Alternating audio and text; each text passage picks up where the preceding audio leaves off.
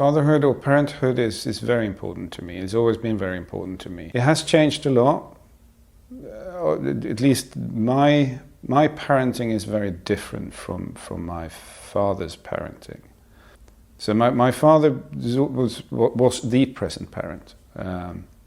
Mum, pretty much not at all. So my father was the one who was there, and I think he did as good as he could, given the circumstances and where he was and what he came from. But I've definitely tried to do things differently, very much. But saying that, not overcompensating, or just because I didn't like my dad doing that doesn't mean my kids would have the same needs as I do. So also trying to be watchful and conscious about that my kids have different needs to what I had when I was a kid. And I need to be there to support their needs, not the needs I used to have. There are definitely differences in expectations, in how society and the extended family and the community treats us. I don't think there should be differences, but there are. There are cultural differences, and some of them annoy me a great deal.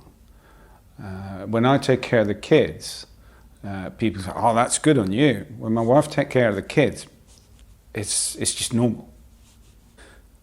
So yeah, there are definitely differences. The reason I asked myself when my wife came to me and said she wanted kids, whether I would be a good parent, is because I also know that my background and my upbringing would not have made me a good parent. It's something that I've had to work on.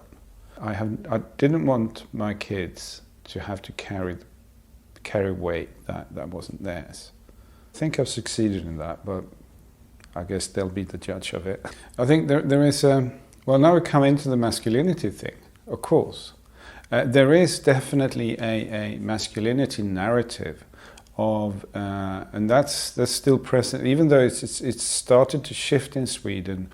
It's still very much present, an expectation or in the kind of cultural narrative of the man being successful at work. The primary focus is having a good career. That's always top of the line. Everything else comes secondary. There's also been a number of both legal changes and changes in benefits and changes in attitudes. So I think in Swedish workplaces, or Swedish functioning workplaces, I don't think it's much more difficult to be a father than a mother. However, the system is built up on two fully employed parents, two fully employed people in this kind of family unit, which is just an oxymoron, because there isn't enough time to take care of the kids and take care of the home and do this and do that when you're working 80 hours a week in between you. That was never the idea. But then, yeah, that's society at large. It was never built for us, people. It was built for someone else or something else.